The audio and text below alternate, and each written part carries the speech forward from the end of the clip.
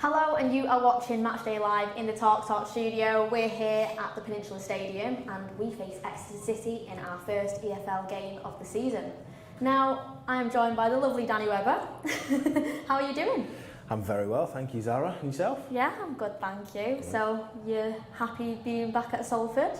I am, under weird circumstances. Yeah. It's the first time, well, ever that I've never seen fans here on a match day, but let alone, there's such a following here at the moment. It just seems weird that there's no energy, but hopefully that'll be provided by the game. Yeah, it definitely is a bit of a strange one, but we're really happy to have you here. The fans were really excited when we announced that you were going to be our guest for today. A lot of the Danny Webber chants were coming out when I did tell the fans. Yeah, it's nice. It's nice. So that's exciting. Now, the team news has just been released at 2 o'clock if you haven't seen it already. So in the team is Václav Hladký is obviously in goal for us, so that's exciting. We've got Ash Easton as captain as well. Ian Henderson up front. Now, we're all hoping it's going to score a good few goals for us. What do you think of the team? Yeah, no, I think it's nice. You've got some fresh faces in there. Yeah. Ian Henderson, he scored a lot of goals at Rochdale. Watched him over the years. He's a leader. He plays with a nice amount of freedom, scores goals, pops up all over the pitch, scores goals, and a nice guy to boot. And then, as you say, you got Ash Easton as captain. I think he's a leader, taking over from the Hogan role, as we spoke about prior.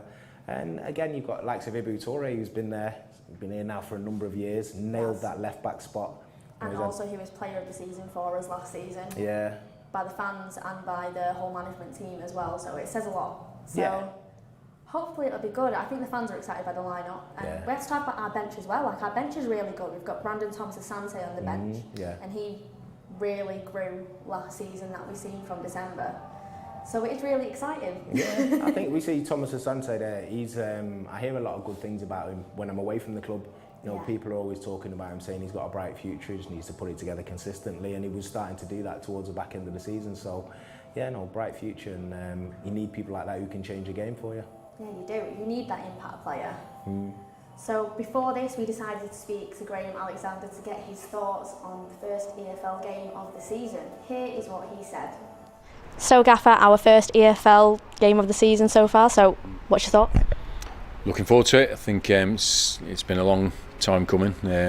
Funnily enough, it's against Exeter, which was the game that was cancelled just before the lockdown, so little twist of fate there, but we know it'll be a tough game. They had a fantastic season last year, getting to the playoff final, and but we're looking to replicate the performance we had here last Saturday against Rotherham, and if we do that, we'll have a better chance of winning. I was really pleased with the way the players went about it, and like I say, it's going to be a long season. We've got to have that sort of level of performance as often as possible to sort of use our quality to win games. Do you think it'll be quite a tough fixture today? Yeah, definitely. I think professional football is so competitive anyway, and I don't see any easy games. It's a myth. I think the first game of the season is always a time for hope and ambition for every club and every team. Everyone goes into the first game of the season looking to get off to a positive start. So we know it will be a tough game, but the target for us is to make it a tough game for them. We know what qualities we have. We've got excellent players, motivated, fit, organised, and it's going to be down to them to go and win the game. Well, the first EFL game of the season, you'd usually expect the Peninsula Stadium to be buzzing with fans. How strange is it to not have fans here on this first game? Yeah, it's been a strange experience for us all. I think in pre-season, you sort of get used to it, but you're thinking it's just pre-season, and once you get into the season, the crowds will come back, but obviously they haven't. So it's unusual, especially when there's something that happens on the pitch of action, a goal or a shot, and there's no real response from the crowd, which you'd usually get. It takes a bit of getting used to. We have to get used to it too, because it's the way it is, but hopefully the crowds will return as quickly as possible, because they're a massive part of the game, and certainly here at Moor Lane, we love having them backing us week in, week out, and hopefully we can pick up results until they come back. Well, thank you, Gaffer, and good luck. Thank you very much.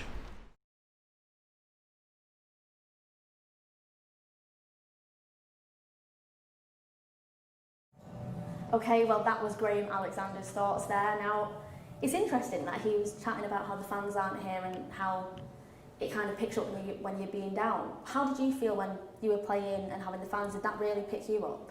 I think you can always draw off the fans' energy. I think it's really important, and as a player, when you're out there, if it's not going so well, you feel it more. You know, even if you're not hearing it and you're engrossed in the game, you feel the energy. You know, and at times where you're, especially as a forward player, where you're going forward, you feel people behind you, and when it's not going so well, they can pick you up. So it's a really funny time for every club at this moment in time, not having the fans behind them. But hopefully, you know, they're mentally strong enough and prepared to get the 3 points today. It's little things as well, like usually when the fans are here, if you guys on the pitch aren't really talking or something, then one of the fans might go man on just to give them a little heads up, and those little things help, don't they? Yeah, they do. Of course crazy. They do. That noise when, you know, as you say, there's been no detail on the pass, and so no one said man on, as you say, and you can just hear feel the rush of the crowd, and you know something's around, so it just heightens you kind of thing, do you know what I mean? So yeah, it really does. Yeah. Oh, so we're really looking forward to today. I know the fans are really excited, and they got a bit of a surprise this morning when we announced the kit. So if you haven't seen it already, this is the kit launch that we did this morning. All we're hoping to do is eventually come out of the shadows and be a good non-league football club. And next year we'll be better and we'll beat somebody else.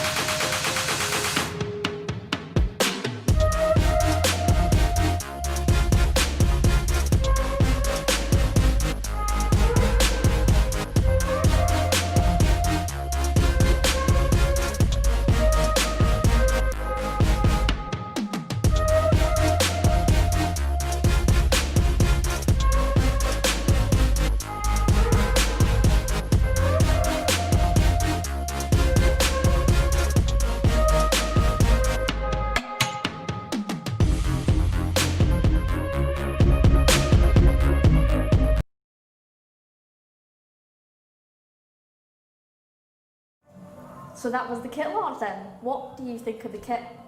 I think it looks better on them than it would on me. But no, it looks nice. It's nice. I like the stripes in it, the detail.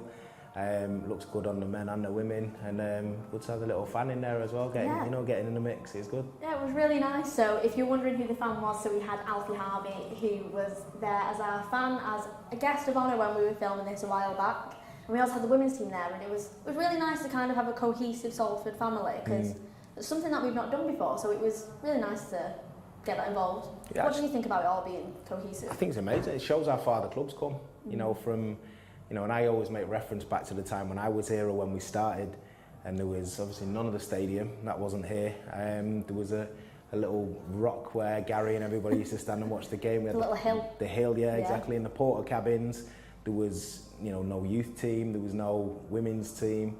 You know, there's no university. The whole thing around it now just shows massive growth, and I just like the fact that it's all inclusive, and that's how it should be. It really is. You can kind of see the journey in the kit launch as well. We decided to include Harold, our old chairman, and an interview from the 1990s before an FA Cup game, and he was saying that one day we'll come out of the shadows and we'll be a really good non-league side, and then hopefully we'll beat them year after year. And I don't think he would ever imagine that this is what's happened to the club. It's crazy, the journey that we've been on. Yeah, no, it is, and as you say, that's a one-day thing for him, or one day that might happen, but it's been made a reality. And one thing I do like is that the club hasn't forgotten its roots, hasn't forgotten where it comes from.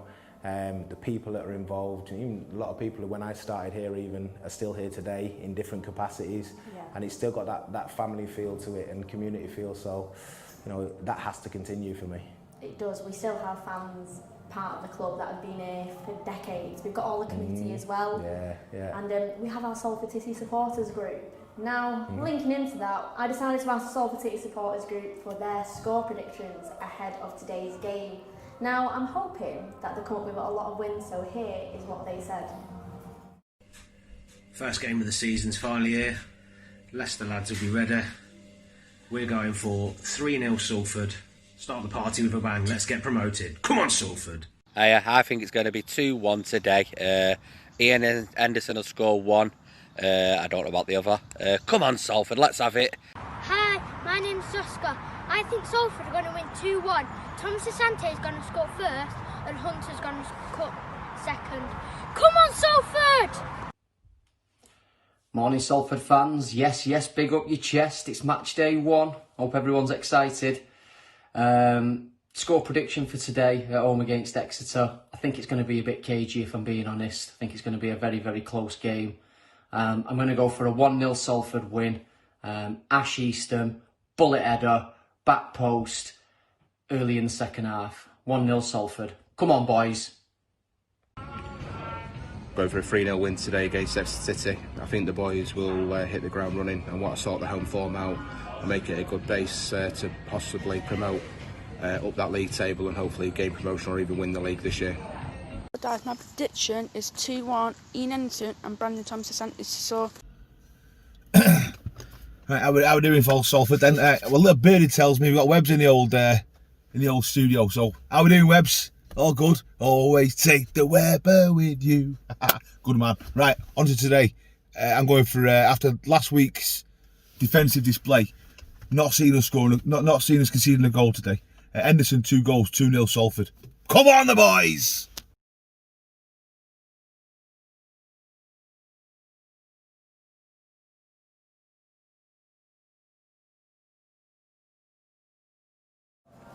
Okay, so that is what the fans think. Now, did you like that little sing-song there from Andrew Thurston? Yeah, it's a great little rendition. I like it. To be fair, it was him and his son who I first ever saw doing it, and his son's obviously a lot more grown up now, but he sang it in the car. And to be fair, you should see how tall Jake Thurston is now. Is he? Yeah, I bet he's very, massive. very tall. Yeah. Probably still singing that now too. Now that he's watching this, he's probably cringing at it. To be fair, now thinking, why did I do that? But no, it's there. It's ingrained now. Yeah. Yeah, it really is. Now, we had a lot of wins there, predictions, so I want to know what your prediction is, Danny. What do you think? 2-1. Salford. 2-1? Yeah. Who do you think's going to score the goals for us? I think Hendo will get one. I do think Hendo will get one. No, I'm going to go out on a limb, on a whim even, and say Ibu Toure. We do love an Ibby goal, though, don't we? Let's have a go, why not? We do. Yeah. I still will never forget the way that the fans erupted at Wembley when Ibby scored. I was there, it was a good day to be It was an incredible day, Excellent. so hopefully it might be a goal like that. You know, a cross come shot. Yeah, you take anything, though, wouldn't you? As long as you get the 3 points, you don't mind. But yeah, I think he's fans' favourite, isn't he? So Ibu I'd go for. Yeah, he is a big fan favourite. Now, I want to know what your score predictions are if you haven't sent them in already. So in the live chat right now, get your score predictions in, because we'll also be doing this at half-time as well, doing a little chit-chat. So I'll get to see whose score prediction was actually right, so that's quite exciting. Now, if you want to watch the game today, make sure you go to live.salfordcityfc.co.uk. It's available to UK viewers and to international viewers as well, and it's the only place you are able to watch the stream as well if you're a Salford fan, so make sure you get on that.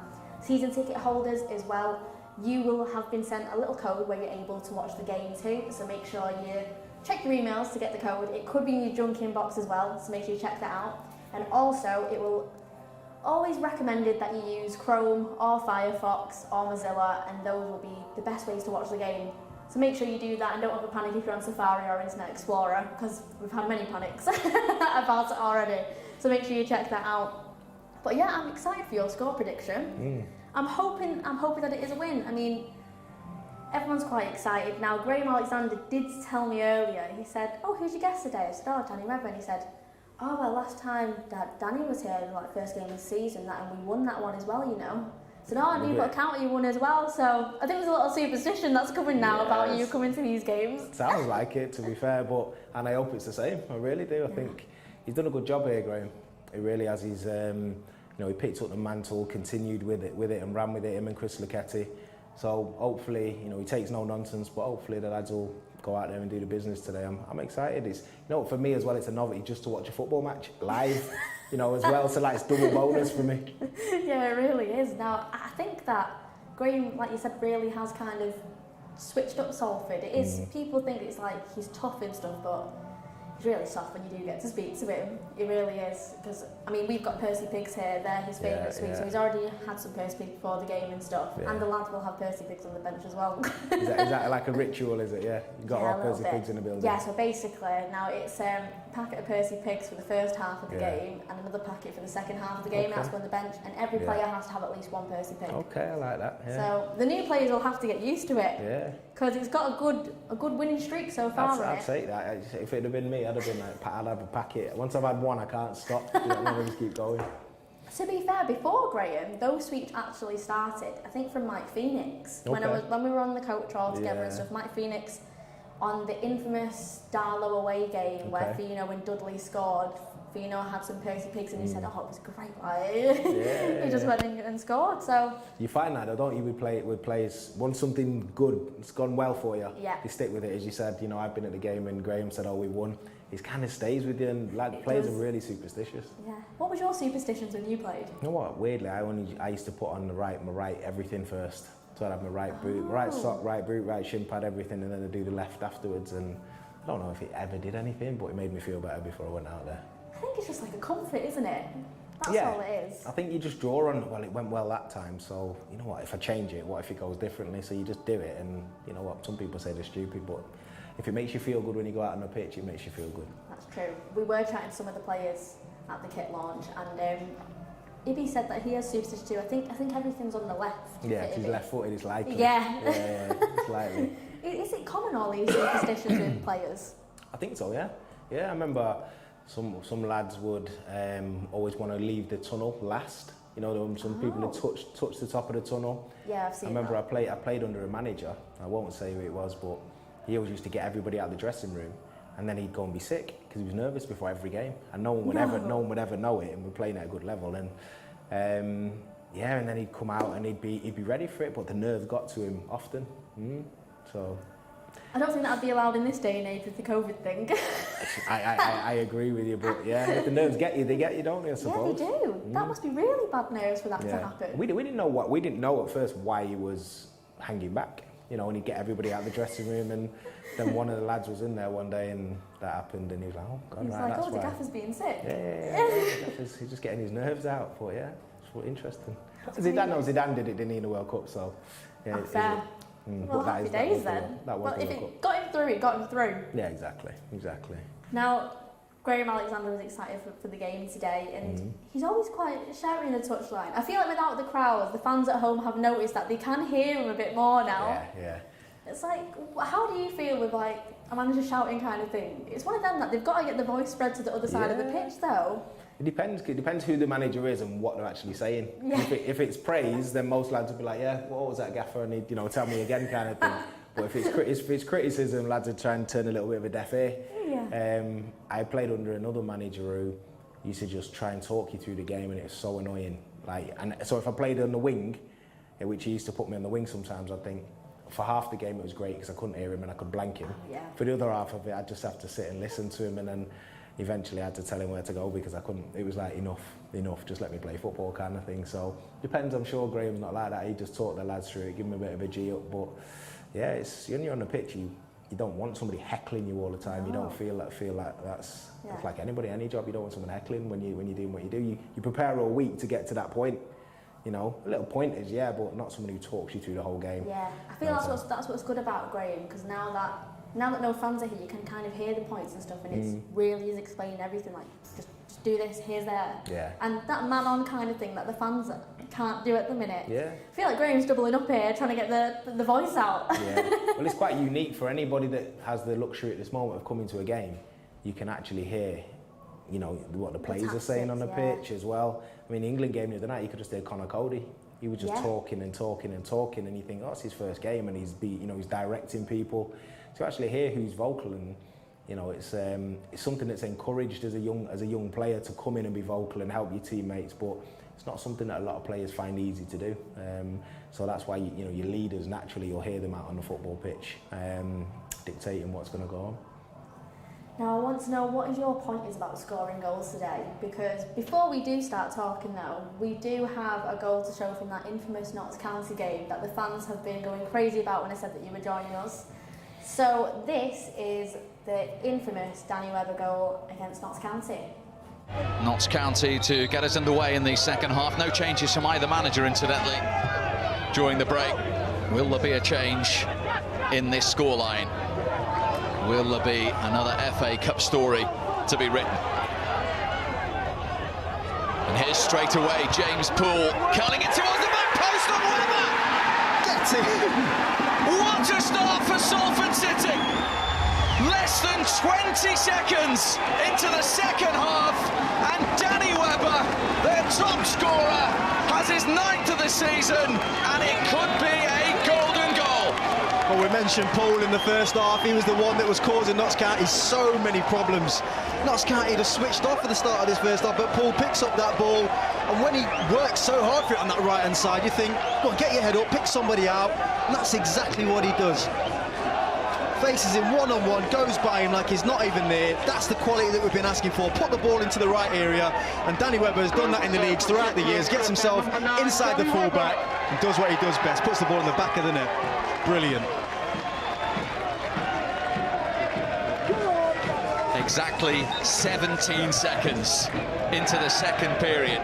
Danny Webber, who got both goals in the second qualifying round against Curzon Ashton when Salford City were 1-0 down.